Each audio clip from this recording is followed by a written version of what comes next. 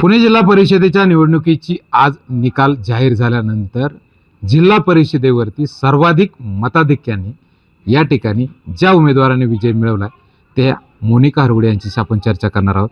खरं तर काय सांगाल ताई, आज विजय झालेला आहे आणि सर्वाधिक मतदान मिळवत आपण या ठिकाणी विजय संपादन केला आहे. प्रथमतः तर मी आपल्या राज्याचे उपमुख्यमंत्री आदरणीय अजितदादांना भावपूर्ण श्रद्धांजली अर्पण करते. खरं तर एवढा मोठा मताधिक्याने विजय झालेला आहे याचा एकीकडे आनंदही आहे, पण तो आनंद तेव्हा जेव्हा दादा बघायला खरं तर असते. पण आज एवढा मोठा विजय मिळून देखील सुद्धा आज दादा खरं पाहिलं नाही आहे याची निश्चितमध्ये खंत वाटत आहे. काय सांगाल तुम्ही? दादांबद्दल सांगितलं की दादांच्या निधनामुळे कुठेतरी जिल्ह्यातील प्रचार थांबलेला आणि जिल्हाध्यक्ष म्हणून काम करत असताना तुम्ही उमेदवार असताना सुद्धा घरातच बसून होता, कसं पाहताय? कारण की अचानक ह्या सर्व गोष्टी झाल्या. खरं ज्यावेळेस जिल्हा परिषद पंचायत समितीची रंगधुमाळी चालू झाली त्यावेळेस एकदम स्टार्टिंगला आम्ही मोठ्या आनंदाने आपणही माझी बाईट घेतली, खूप चांगल्या प्रकारे प्रचार सुरू केला.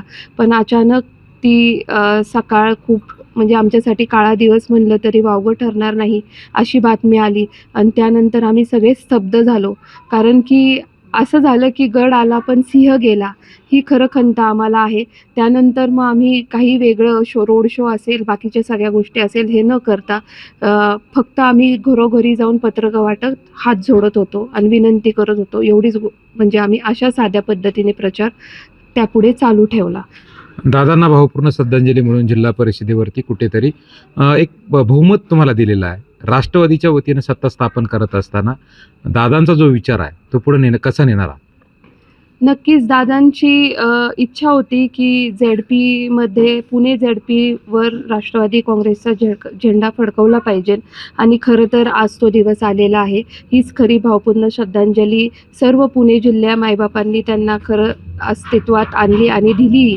आणि नक्कीच आम्ही सर्व उमेदवार खरं तर हे दादांचे शेवटचे उमेदवार होते. आम्ही ज्यांना दादांनी उमेदवारी दिली आणि त्यांचं जे विकास गंगा आजपर्यंत चालू होती आणि जसं त्यांनी आम्हाला सर्वांना शिकवण दिली त्या पद्धतीनेच आम्ही तळागाळात जाऊन 24/7 लोकांची समस्या सोडवणार.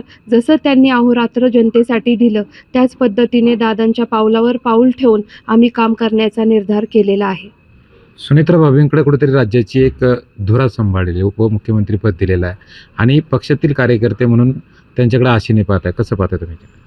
नाही, नक्कीच. आता मी एवढ्या दिवस वहिनींबरोबर 2.5-3 वर्ष झालं जशी संघटनेत मी जिल्हा अध्यक्षपदी काम करण्याची मला संधी मिळाली त्या दिवसापासनं आजपर्यंत मी वहिनींबरोबर चांगल्या प्रकारे काम करत आहे. खरं तर तुम्ही पाहिलं असेल की आपण ज्यावेळेस उज्जैनची महाकालची यात्रा आयोजित केली होती वहिनींनी त्यावेळेस खरं तर ग्रीन झेंडा दाखवून त्याचं स्वागत केलं होतं आणि आज खरं तर त्यांच्या ह्या हिरव्या कंदील मला खरंच म्हणजे खूप वहिनींचं कौतुक म्हणायचं आणि अभिमान वाटतो की त्यांनी जी सुरुवात केली आणि खरंच ग्रीन सिग्नल आज मला मिळाला आणि त्या तशा खूप चांगल्या पद्धतीने संघटनेतसुद्धा खूप चांगल्या पद्धतीने काम करतात. तसंच पक्षाचं जरी दादा पुढे सगळं पाहत होते पण बॅकस्टेजला वहिनीसुद्धा त्याच पद्धतीने प्रामाणिकपणे पक्षाची धुरा सांभाळत होत्या आणि मला विश्वास आहे एक महिला म्हणून आपण पाहिलं असेल अलीकडं महिला कुठेच कमी नाही. जी महिला घर चांगल्या पद्धतीने सांभाळू शकते ती नक्कीच राज्य देखील चांगल्या पद्धतीने सांभाळू शकते आणि त्या सांभाळतच आहेत हा मला ठाम विश्वास आहे. आणि त्यांच्याच पावलावर पाऊल ठेवून आम्हीसुद्धा आता त्यांच्या सहकार्याने त्यांच्या मार्गदर्शनाखाली झेडपीमध्ये आता काम करणार आहोत. विजय मिळालाय, पुढच्या अपेक्षा काय असतील?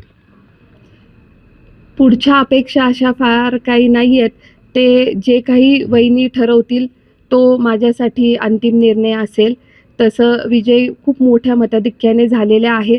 वहिनींना माझी ऑलरेडी हिस्ट्री माहिती आहे तर नक्कीच ते जे निर्णय घेतील त्याला मी माझं सहमत असेल. नक्कीच मोठा विजय हा दादांना समर्पित करत हा सन्मान कार्यकर्त्यांचा नेत्यांचा आहे, देईल ती जबाबदारी पूर्ण करण्याचा या ठिकाणी कायास उमेदवारांनी जाहीर केलेला आहे. अमोल दरेकर, जय महाराष्ट्र, शिरूर, पुणे.